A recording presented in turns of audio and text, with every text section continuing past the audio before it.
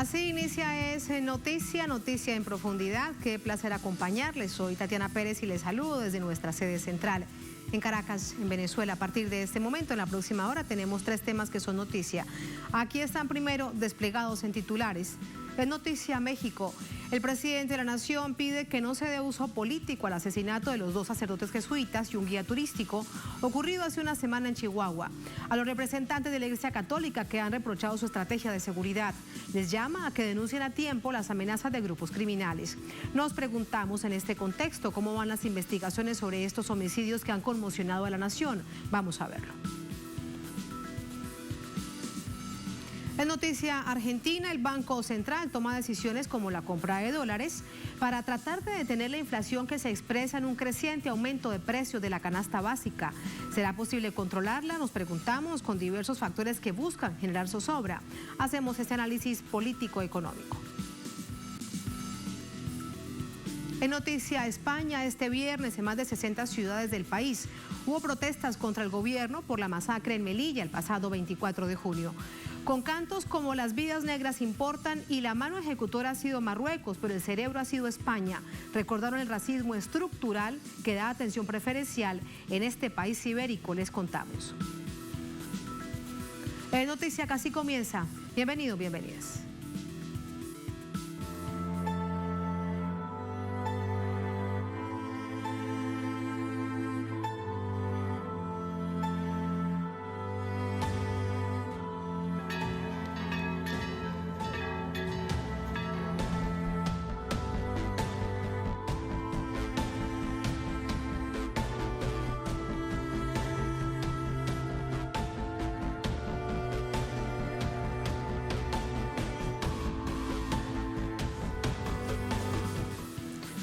En Noticia México, el presidente Andrés Manuel López Obrador llamó a no caer en la politiquería en relación a la solicitud de sacerdotes y un grupo de ellos para que se revise su proyecto de seguridad tras registrarse el asesinato de 2 religiosos. Vamos a verlo. El presidente Andrés Manuel López Obrador criticó el pronunciamiento de representantes de la Iglesia Católica que reprocharon su estrategia de seguridad tras el asesinato de 2 sacerdotes jesuitas y un guía turístico en la sierra del estado de Chihuahua el pasado 20 de junio. Respetuosamente pedimos al señor presidente de la República revise su proyecto de seguridad pública, porque no vamos bien. Y esto es clamor popular. Los abrazos ya no nos alcanzan para cubrir los balazos. López Obrador lamentó que quieran que modifique su plan contra la violencia, apegado a la frase "abrazos, no balazos". ¿Qué quieren entonces los sacerdotes? ¿Que resolvamos los problemas con violencia? ¿Vamos a desaparecer a todos? ¿Vamos a apostar a la guerra? Asimismo, AMLO considera hipócrita la postura de estos religiosos por presuntamente haber guardado silencio ante la colisión entre autoridades locales de Chihuahua y el criminal vinculado. José Noriel Portillo Gil, alias El Chueco, es señalado como el principal responsable del homicidio. Se presume que es cabecilla de una célula del cuartel de Sinaloa, conocido como Gente Nueva, razón por la cual este sujeto es uno de los objetivos de la justicia de Chihuahua, con varias órdenes de aprehensión. Pese a esto, El Chueco habría llevado una vida normal en la ciudad.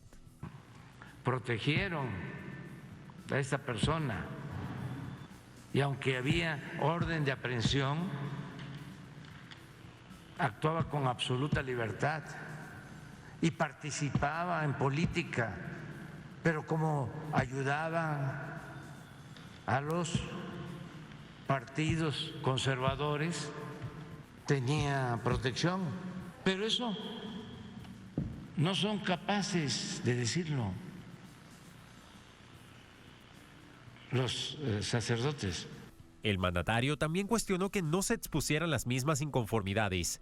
Por ejemplo, durante el gobierno de Felipe Calderón, también marcado por situaciones de violencia. Cuidado con la politiquería. Una cosa es que tengan simpatías con los partidos conservadores y otra cosa es la mentira y la calumnia. Para AMLO, el único prudente sobre este hecho ha sido el Papa Francisco. El pontífice señaló que la violencia no resuelve los problemas, sino que solo aumenta los sufrimientos innecesarios. Vamos a entrar de inmediato con el análisis. Para ello nos acompaña Adrián Ramírez, presidente de la Liga Mexicana por la Defensa de los Derechos Humanos. Nos acompaña de Ciudad de México. Adrián, buenas noches. Gracias por estar con nosotros. ¿Cómo está? Muy buenas noches, Tatiana. Buenas noches, amigos de todo el sur. Estamos bien y aquí siguiendo estos sucesos y su interpretación. Y su análisis, que es tan importante en este momento. Dice uno de los sacerdotes que veíamos además en la pantalla, pero que ha tenido amplia repercusión, porque además lo dice desde el púlpito después del asesinato de los 2 jesuitas y del guía turístico. Los abrazos del presidente no alcanzan para proteger de los balazos. Y la respuesta también, que sin duda es muy mediática, del presidente López Obrador, donde él dice, pero ¿qué es lo que quieren? ¿Resolver la violencia con más violencia? Conocer tu opinión acerca de esta situación que evidencia un choque entre un sector de la Iglesia Católica con el presidente de la Nación. Sí. Creo que tenemos que comprender que estamos viviendo un hilo continuo de violencia con 2 contextos distintos, diferenciados, que vale la pena que los podamos nosotros analizar mejor. Aquí el punto central o fundamental que tenemos que mencionar es que en el periodo previo a este gobierno vivimos 40 años de un narcoestado policíaco militar que se fue generando a lo largo de todo el neoliberalismo. Cambió el marco jurídico, cambiaron el marco, las normas, y también cambió el discurso mediático con ese síndrome de anestesia colectiva inducida, en el que se promovía la violencia con la finalidad de hacer creer que el combatir a la delincuencia con abatir delincuentes en horas de oscuridad, y el mejor delincuente es el delincuente muerto. Los derechos humanos son para los humanos, no para las ratas. Asusó un modelo muy violento que viene a generar el siguiente paso de este hilo de continuidad de la violencia.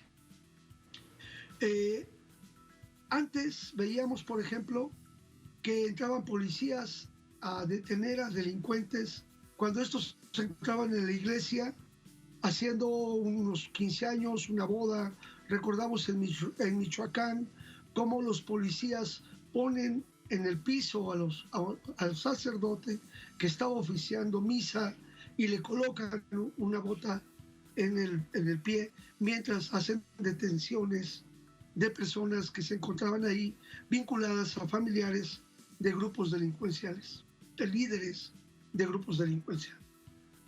Vimos también cómo a las personas de la iglesia que se vinculaban al pueblo en sus luchas y tomaban esa opción, también se les criminalizaba, y también incluso se desmontó el modelo que había. Por ejemplo, varios seminarios fueron desaparecidos, como el de San Cristóbal. A don Samuel incluso le quisieron poner un coadjutor, que fue don Saúl Vera López, que después se continuó con la lucha y ahora sigue en Coahuila luchando con esta opción por los pobres. Pero también hay que tomar en cuenta que hay un contexto, y que cuando nosotros nos encontramos desarmados ante personas que se encuentran bajo los efectos de drogas y que tienen poder y que actúan impunemente, creo que plantear que el solo halo protector de ser un defensor, de ser una persona querida en el pueblo, no basta ante esa situación. Por ejemplo, nosotros cuando íbamos a manifestaciones violentas, de la misma manera intentaban arremeter contra nosotros. Si nosotros decíamos, oye, momento, no puedes actuar, somos defensores de derechos humanos, y se actuaba en contra. ¿Por qué? Porque no tenemos cómo defender. Lamentablemente ahí este hecho, que tiene un contexto muy distinto, porque no fueron con la intención de ir a matar a estos líderes religiosos y a estas valiosas personas que desde la fe apoyaban al pueblo rarámuri, sino que fueron a ejecutar a alguien que simplemente les caía mal. Y eso que pasa con ellos, pasa en cualquier momento, en un bar, en una escuela, en una calle donde de repente ellos avanzan corriendo veloces en sus autos y alguien por descuido o por lo que sea se les opone en el camino y les enfrenta. Ellos bajan, sacan sus armas, les descargan la pistola y los matan. Por eso, si la iglesia precona el hecho de ponerle otra mejilla, no podemos ponerle otra mejilla. Tenemos que cuidar de que no somos mártires y precisamente en la defensa de los derechos humanos tenemos que entender hasta dónde nuestra capacidad para enfrentar una situación de grupos violentos sin armas, pues no lo podríamos hacer.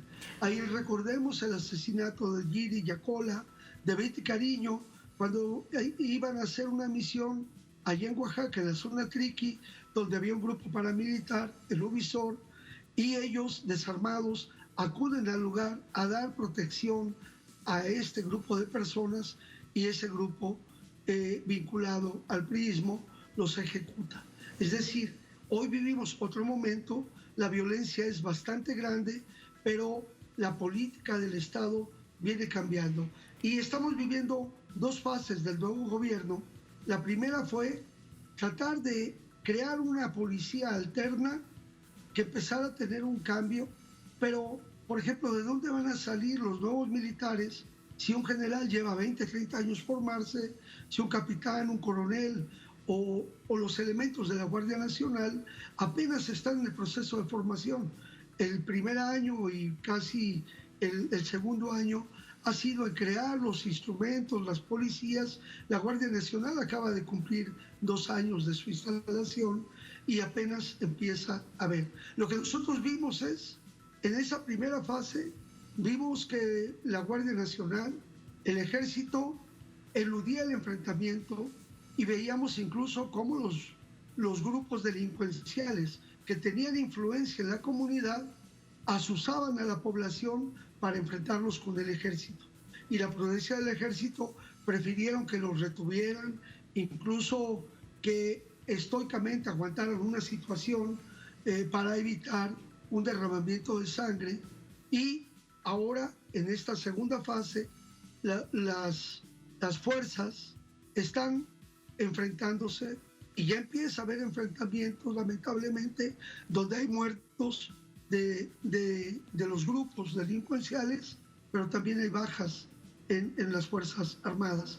El problema es la gran ganancia que tiene el lobby de las armas y de la venta de equipos y el poder que la corrupción les permite generar un modelo de ganancia extrema donde nosotros como sociedad y como nación ponemos los muertos y ellos. Claro. Y el gran desafío, te he escuchado atentamente a esta explicación que nos has dado, porque además da cuenta de la historia reciente del país, de la que el presidente López Obrador hace de manera permanente referencia para que se comprenda qué es lo que sucede sobre un asunto de violencia estructural. Pero además de esto, quiero preguntarte si esta expresión y esta postura de rechazo y de crítica de un sector de la Iglesia Católica repercute también a nivel nacional en el contexto general de lo que es la Iglesia en su relación con el Ejecutivo, porque la verdad es que de nada sirve este tipo de discrepancias, además públicas, cuando lo que se necesita es luchar precisamente para encontrar mecanismos y acabar con la violencia. Y te lo pregunto sobre todo por lo que el presidente le dice, vamos a dejar la hipocresía. Si habían amenazas, ¿por qué no lo habían dicho con anterioridad? Pero él también en otro momento recuerda que hubo grupos de la Iglesia Católica vinculados con el ejercicio político de los conservadores.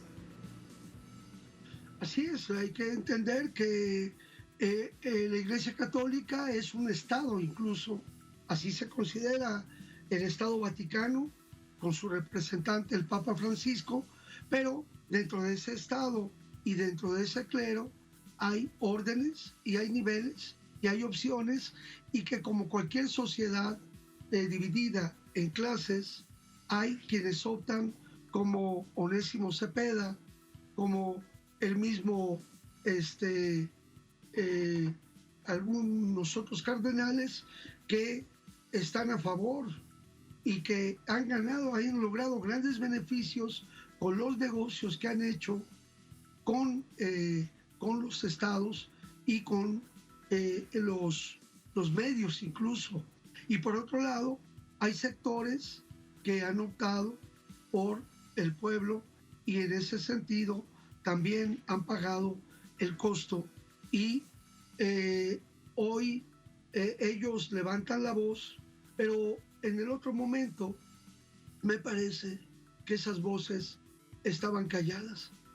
Creo que es muy importante recordar a Alí Primera, y que también quisiera recordar al padre Juan Vives Uriá, que en sus visitas a México nos llegaba a decir: no basta rezar.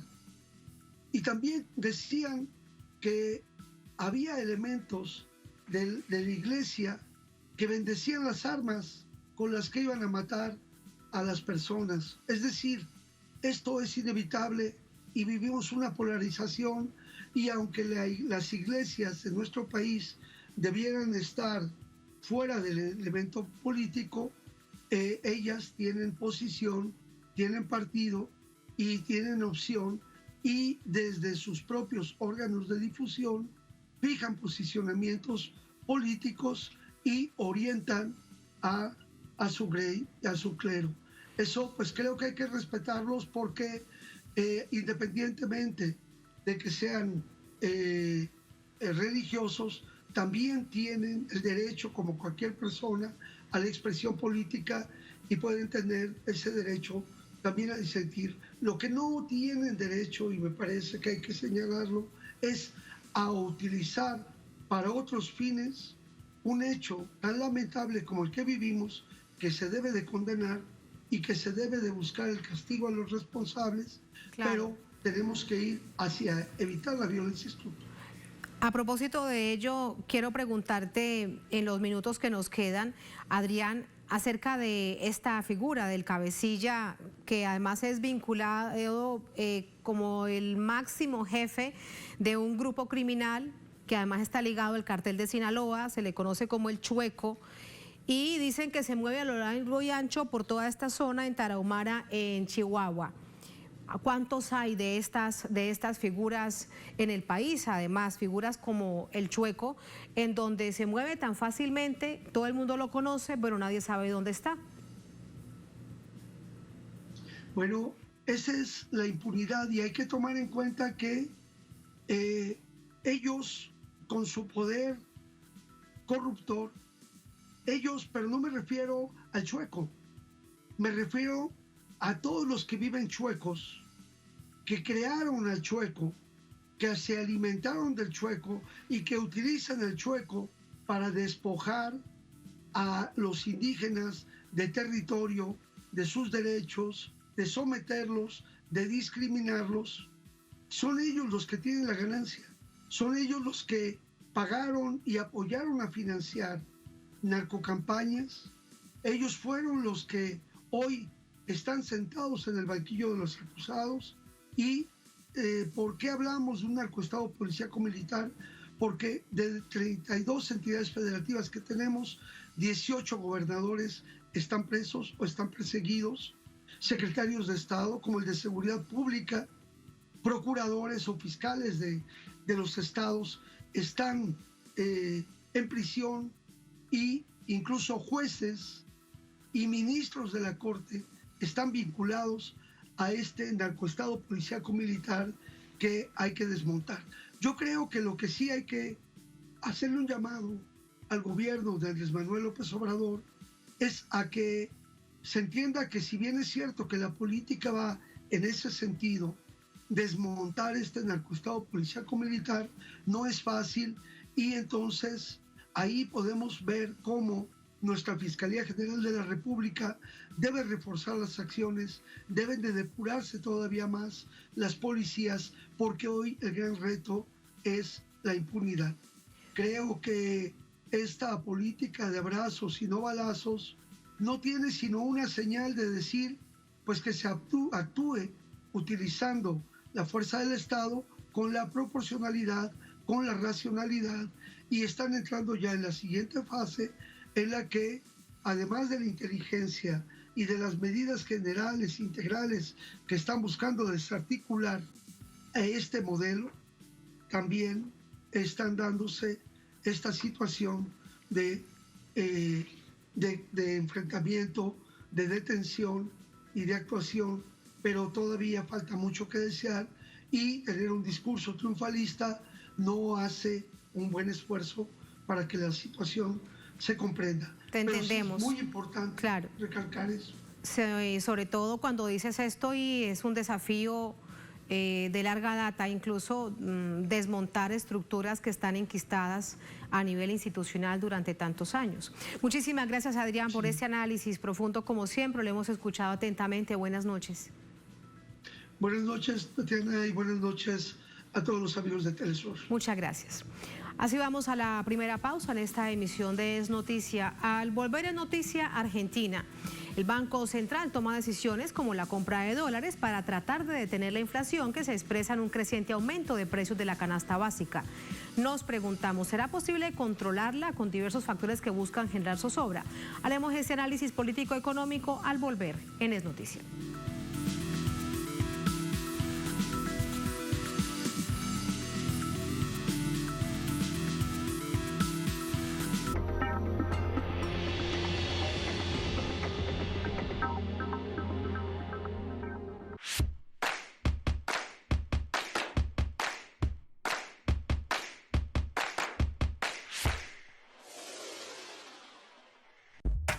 Uno de los motores del crecimiento económico es la demanda interna.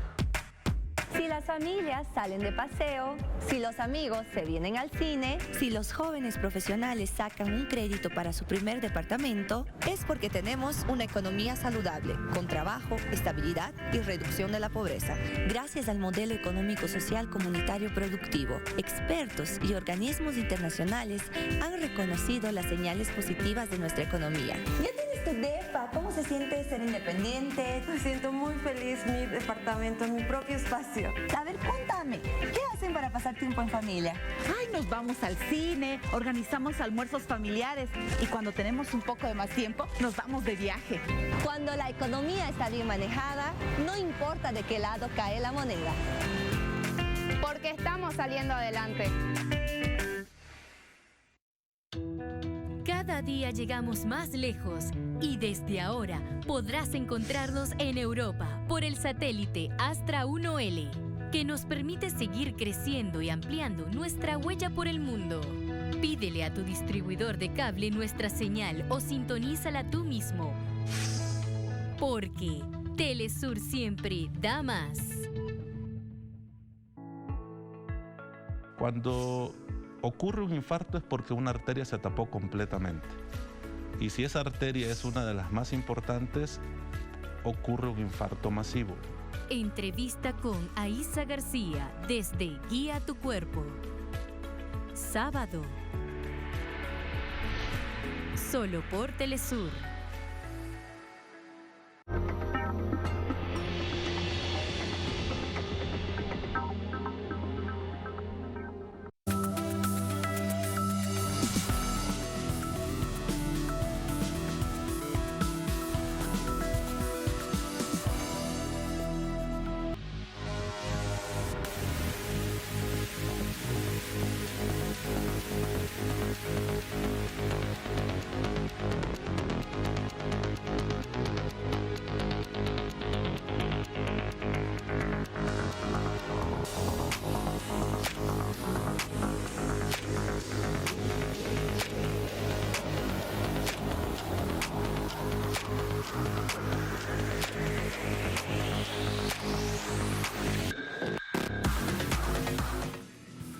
En noticia argentina, el Banco Central compró 583 millones de dólares en el marco de sus acciones para controlar el mercado cambiario y una serie de medidas que buscan frenar la inflación que continúa al alza. Vamos a verlo.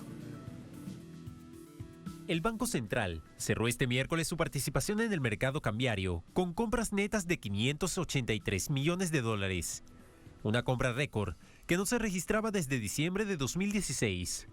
Por lo cual, la entidad financiera finalizó el mes con un saldo positivo de 950 millones de dólares y en el semestre, el resultado se ubicó por encima de los 1.800 millones de dólares. Asimismo, según fuentes de mercado, sumó 1.500 millones de dólares a sus reservas en los últimos 4 días por esta vía. Estos resultados se dan luego de una serie de medidas anunciadas por la entidad monetaria en busca de frenar la fuga de divisas y la devaluación de la moneda local. Dentro de las acciones a tomar, el presidente del Banco Central, Miguel Pese, señaló que ofrecerán mecanismos de pago para que continúen las importaciones. También indicó que las pymes continuarán con su financiamiento, así como se ampliará el listado de bienes que requieren financiamiento previo para acceder al mercado cambiario. Justificó las medidas para frenar la subida del dólar. Además que señaló que el país tiene un elevado gasto por importaciones de energía y en estos meses el consumo se acentúa. Por otra parte, pese a la concentración de oligopolios agrícolas, entre marzo y julio son los meses de mayor ingreso de divisas al país por la cosecha del complejo sojero y agroexportador, por lo que se espera potenciar los ingresos para una mayor liquidez antes que finalice el año. Son decisiones que toma el Banco Central de Argentina en el marco de complejidades económicas y políticas. De esto le preguntamos a Juan Carlos Bartolota desde Buenos Aires. Hola Juan, adelante, muy buenas noches. ¿Qué tal, Tatiana? Me estaba pensando cómo explicar la complejidad de la economía argentina para que se entienda. A ver si me cuentas con algún, por lo menos, sí. Más sencilla posible. Con algún ejemplo, tal vez, Juan, adelante. La Argentina tiene... ¿Cómo, perdón? Tal vez con algún ejemplo para comprender en nuestra América Latina, el Caribe y el mundo la complejidad de la economía argentina. Por ejemplo, cómo se expresa esta inflación que no se detiene y que preocupa tanto al pueblo argentino. Tengo muchas dificultades para escucharte, Tatiana. No sé si vos me estás recibiendo bien. Sí, te escuchamos bien. Adelante, adelante, Juan. Bueno, no te puedo responder porque no te pude escuchar la última parte, pero te decía la complejidad de la economía argentina, que tiene primero sueldos, alimentos en las góndolas en pesos y el resto de la economía manejando dólares, digo, exportaciones, importaciones, lo que refiere a una necesidad que tiene un sector de la economía argentina permanentemente recibiendo dólares, pero también hay una necesidad del Estado argentino, del Banco Central de la República Argentina, que tiene que ver con los acuerdos con el Fondo Monetario Internacional y con lo que en algún momento Cristina Fernández de Kirchner definió como una fiesta, un festival de importaciones.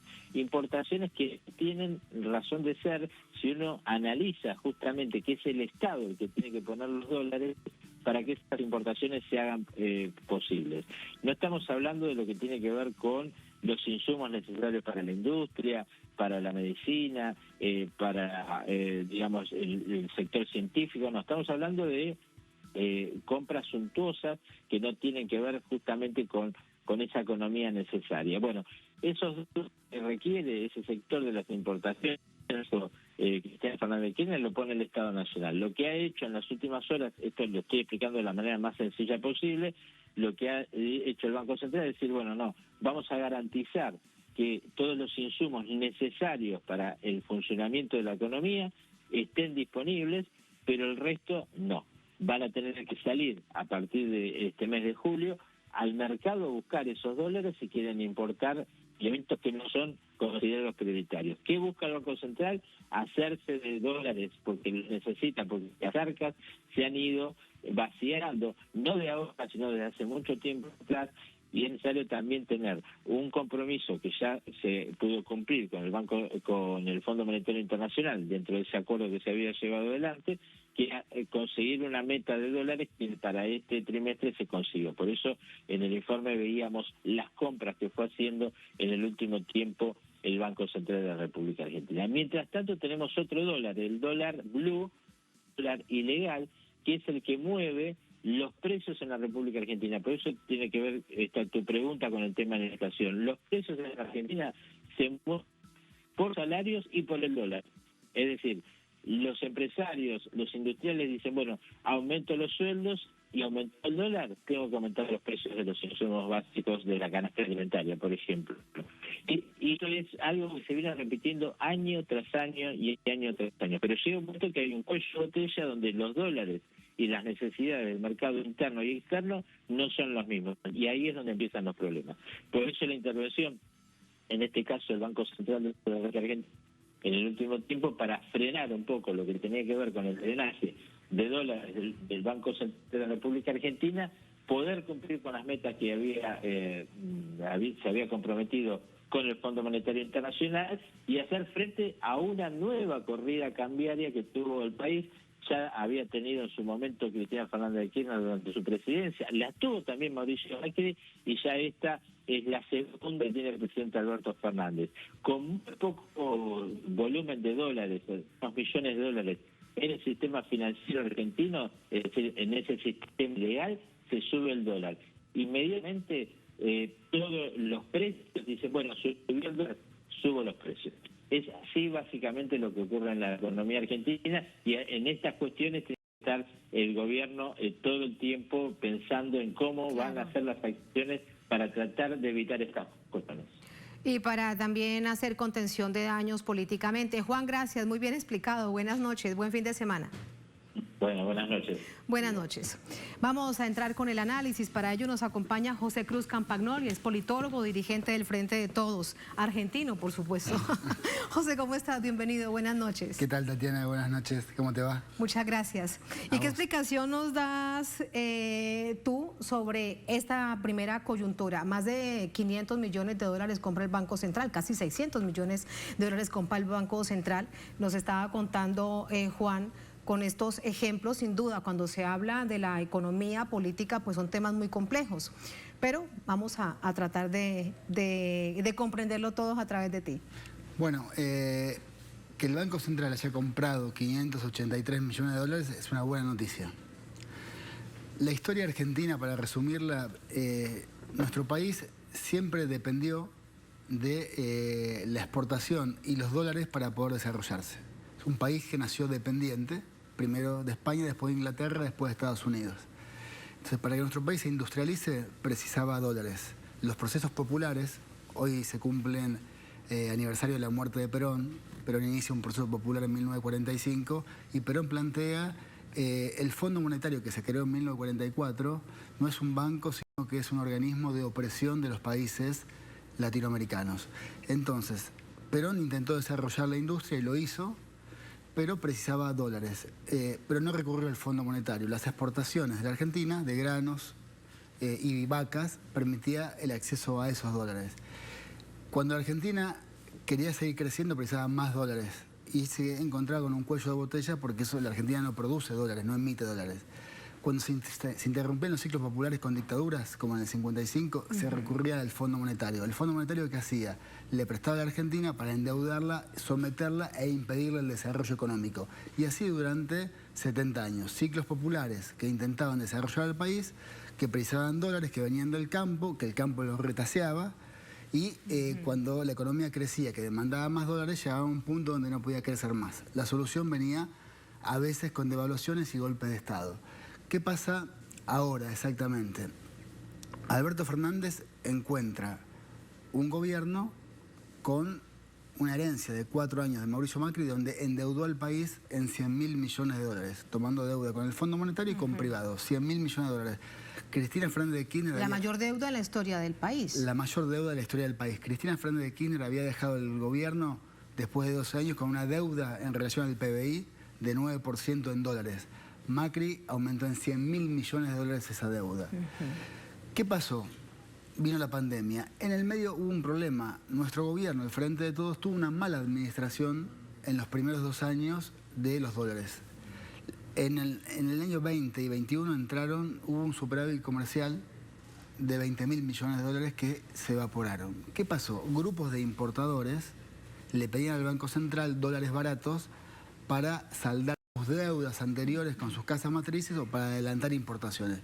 Ese es el festival de importaciones del que hablaba Cristina. Entonces se despilfarraban los dólares.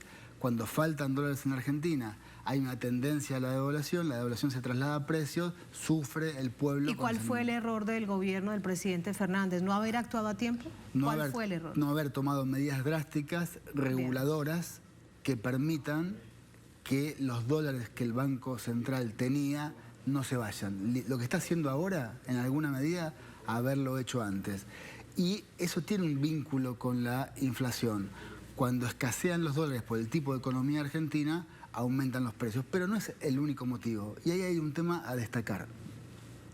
La inflación, dicen muchos economistas, es multicausal. Que el dólar está vinculado a la inflación. La guerra de la OTAN contra Rusia en Ucrania también aumentó los precios de combustibles y alimentos y eso impacta en la Argentina. Pero hay un elemento que hay que destacarlo. El nivel de concentración de la economía argentina en los rubros de alimentos es altísimo. Es un oligopolio. Son oligopolios. La producción de aceite... ¿En manos de cuántas empresas está? Hay 10 empresas que concentran casi el 90% de la producción de leche, fideos, harina, arroz, aceite, cerveza, gaseosas, 10 empresas. ¿Y son dueños también de las tierras? Partes de ellos son dueños de las tierras y parte de ellos, entre ellos la empresa Arcor, fue parte de los beneficiarios con la deuda que tomó Macri, que después la fugaron.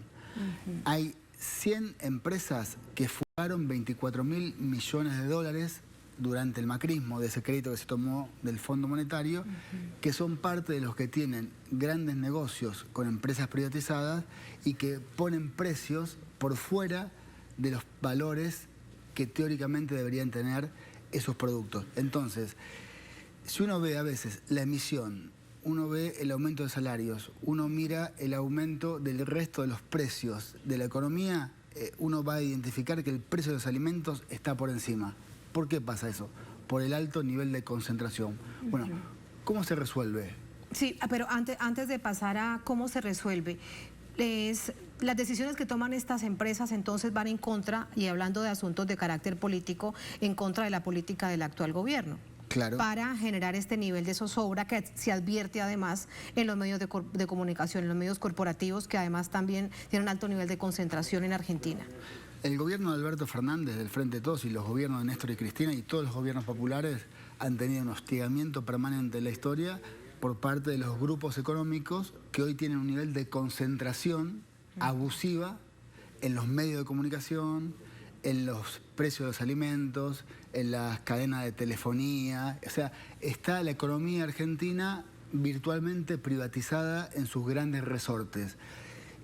Eso condiciona al actual gobierno. Por eso no alcanza con buscar ciertos consensos con sectores que nunca van a privilegiar los intereses del pueblo, sino que van a privilegiar sus ganancias. Hay empresas de alimentos y cadenas de supermercados que durante la pandemia, cuando la economía cayó 10%, tuvieron ganancias del 140%. Hace poco tiempo, no sé si ustedes lo han podido ver, el dueño de una cadena de supermercados, la Anónima de Buenos Aires, de la Argentina, perdón, cuando le preguntan qué hacen con la inflación, dicen remarcamos todos los días. ¿Qué significa remarcar todos los días? Aumentar de precio todos los días. En la pandemia, que la economía argentina cayó 10%, ellos tuvieron ganancias del 140%. Entonces, el nivel de concentración económica que tiene nuestro país y el nivel de endeudamiento le quita margen de acción al gobierno. Y ahí hay una pregunta, ¿qué hacer? Ahora vamos al qué hacer para que el gobierno realmente pueda entender tremendo desafío, porque ya quedan solo 2 años de gobierno del presidente Fernández. Claro, en el qué hacer hay que tomar medidas drásticas y medidas audaces.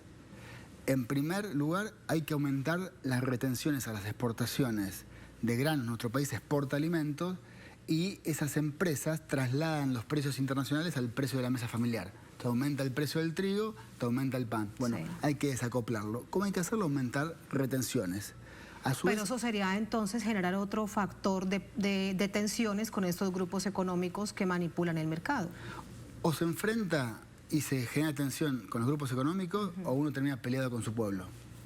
Hay solamente dos opciones. Entonces, a nosotros nos votaron para representar al pueblo y hay que enfrentarse entonces con los grupos económicos. Y esos sectores no los vas a convencer, porque históricamente está demostrado que lo que hicieron sistemáticamente fue boicotear las políticas de los gobiernos populares, desde Irigoyen, Perón, hasta el presente. Entonces, hay que confrontar. Segundo, fijar cupo de exportación. Decirle, primero, abastecer el mercado interno.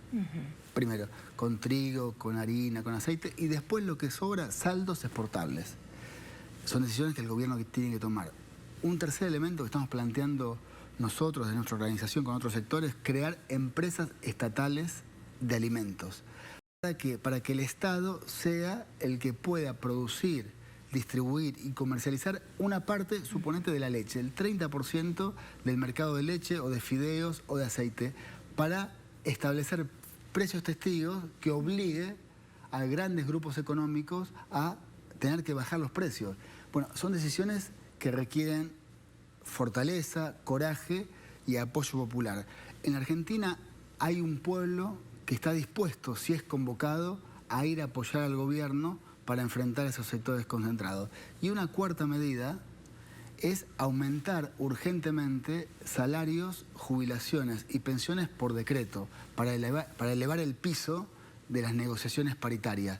Nosotros no podemos frustrar las expectativas que generamos en nuestro pueblo cuando el Frente de Todos vino a la Argentina a plantearle que íbamos a resolver los problemas heredados por Macri. Hoy, me acuerdo que la consigna era, ¿a quién le crees? ¿Al televisor que nos mentía o a la heladera que estaba vacía y nos decía la verdad? Y la respuesta era, le creemos a la heladera que está vacía. Bueno, hoy esa heladera no está vacía como antes, pero no está llena como quisiéramos. Entonces, el desafío nuestro es cumplir con ese mandato popular y recrear la esperanza de nuestro pueblo. De un gobierno que es un gobierno de transición. El gobierno de Alberto Fernández es un gobierno de 4 años de transición que debería dar paso a un proyecto dentro del Frente de Todos que profundice el carácter nacional, popular y que tenga capacidad para confrontar con esos sectores que sin esa confrontación es imposible cualquier proyecto de país que nos integre a todos. Y aquí entonces entramos a hablar de política. Hoy, de nuevo, a manera de especulación, pero en muchos medios de comunicación argentinos, se preguntan, uno, ¿cuál es la discusión que existe entre, además real, se lo preguntan, entre el presidente Alberto Fernández y la vicepresidenta Cristina Fernández? Pero van más allá. Si lo que se está generando en todo este escenario es la candidatura de Cristina Fernández para una elección presidencial el próximo año. Bueno, hoy Alberto explicó bien cuál es su posición y ahí su diferencia con Cristina, cuando dijo, no es cuestión de usar la lapicera, sino que es cuestión de convencer. Porque Cristina venía insistiéndole a Alberto a usar la lapicera. Usar la lapicera es firmar decretos o tomar medidas duras, toma decisiones duras. Él planteaba, como contracara de eso hay que convencer. Lo que está probado en nuestro país es que si no se confronta con estos sectores, no hay distribución de la renta. La copa no derrama, hay que patear esa copa para que derrame. Entonces el modelo de Alberto es un modelo más consensualista, porque tiene una mirada de la política más consensual y evidentemente... Que no ha logrado los resultados esperados. Que no han logrado los resultados esperados porque el carácter del capitalismo argentino es de un carácter predatorio, como en general lo es en todos lados, pero en nuestro país se da en particular de esa forma, con grupos muy concentrados que lo que persiguen es máximas ganancias en detrimento del pueblo. Y la única manera que hay para que ellos repartan una parte de esa torta es con medidas drásticas, audaces, con mucho acompañamiento de las organizaciones políticas, sindicales y sociales y mucho pueblo. En ese marco me parece que se expresa la diferencia, que no tiene mucho secreto, entre el enfoque de Alberto y de Cristina. El Frente de Todos fue una excelente idea para poder derrotar a Macri. Y la verdad que Pero dicho así, José, es un momento complejo para el Frente de Todos entonces, porque son las dos grandes figuras del Frente de Todos, pero que tienen dos visiones totalmente distintas en medio de una crisis. Yo creo que hay que mirarlo desde un punto de vista distinto. Uno puede verlo como un problema grave, estructural, dramático, o puede verlo como tensiones creativas dentro de un proceso inédito de coalición que se da en Argentina, como es el Frente de Todos, y que estamos ahora experimentando las vías de resolución de ese nivel de tensión interna que existe, producto de debate y de miradas diferentes. Me parece que lo que tiene de sano esta tensión es que hay enfoques o matices dentro de la coalición que se expresan claramente. El enfoque de Alberto me parece que sirvió para una etapa transicional, para abordar la salida del macrismo. Me parece que ahora hay que recrear un carácter más popular en este año y medio que falta para llegar al 2023 con una base social más consolidada y abordar una nueva etapa del proyecto popular de otros 4 años con una mirada, me parece, de mayor profundización. ¿Y crees que Cristina será candidata? A mí personalmente me gustaría mucho que sea candidata y creo que es la única hoy que puede recrear una esperanza dentro de nuestro pueblo. ¿Y que le ganaría a quien decida la oposición, a quien decida el macrismo?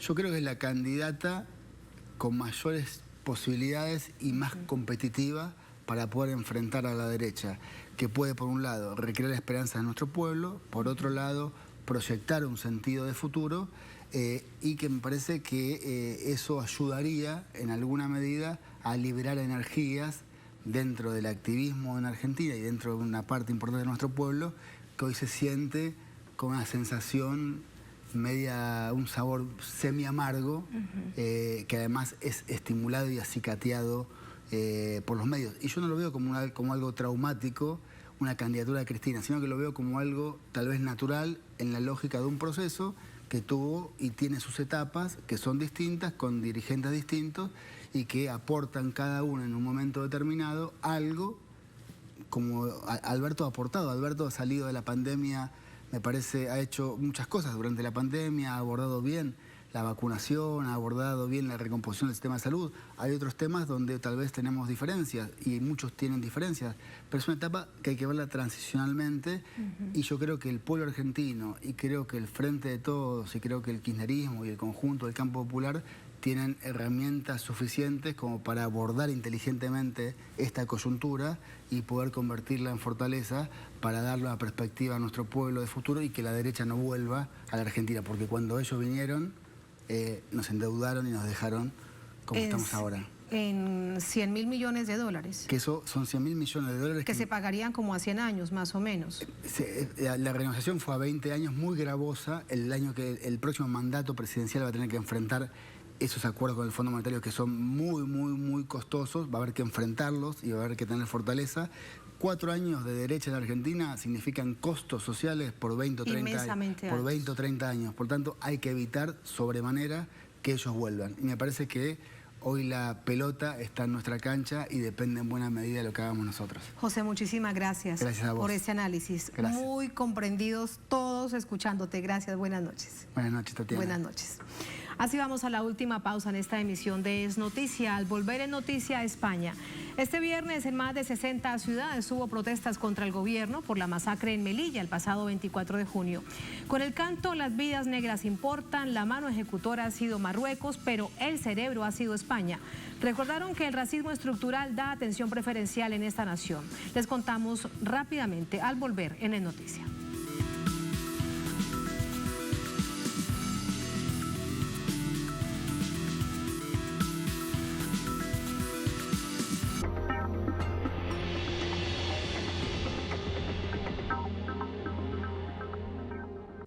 Contacta a tu operador de cable y pide la señal de Telesur HD, así de sencillo.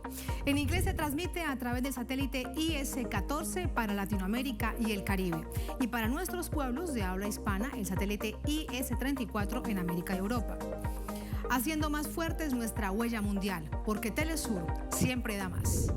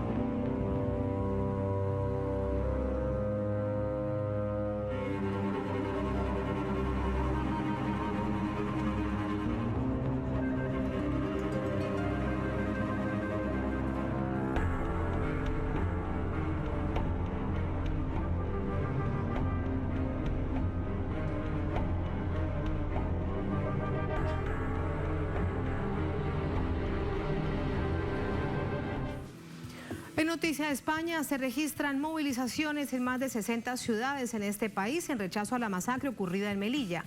La ciudadanía exige respuesta al gobierno del presidente del gobierno, Pedro Sánchez. Denuncian el racismo estructural en esta nación.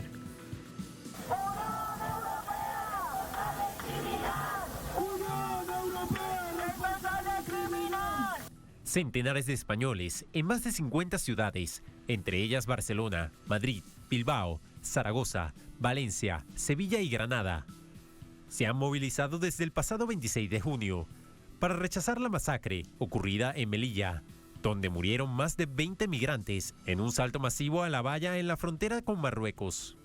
Aunque la cifra de las autoridades marroquíes registra 23 personas fallecidas, organizaciones no gubernamentales aseguran que el número es superior y podría elevarse a 37. El hecho conmovió a la población, que señala que estas muertes fueron producto de un asesinato y responsabilizan a las políticas migrantes del país, al tiempo que exigen una explicación al gobierno de Pedro Sánchez. En respuesta, Sánchez aseguró que los cuerpos de seguridad del Estado realizaron un buen ejercicio.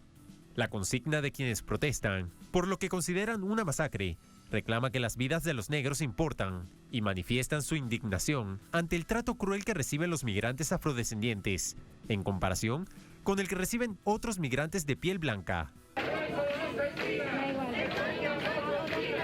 De acuerdo con datos oficiales, 133 personas lograron sobrevivir a lo que catalogan como el salto más trágico que se recuerda en Melilla y Ceuta. Hasta el momento, los sobrevivientes permanecen consternados y aislados por el protocolo de la COVID. Imágenes grabadas por vecinos del barrio chino que atestiguaron el hecho en el antiguo paso fronterizo. Decenas de cuerpos permanecían inertes y amontonados, sin que nadie hiciera nada para auxiliarlos. He allí la razón de las masivas protestas durante toda esta jornada en España. Así ponemos punto final a esta emisión de Noticia. Que tengan todos y todas buen fin de semana. Nos encontramos el próximo lunes. Un placer como siempre. Hasta entonces.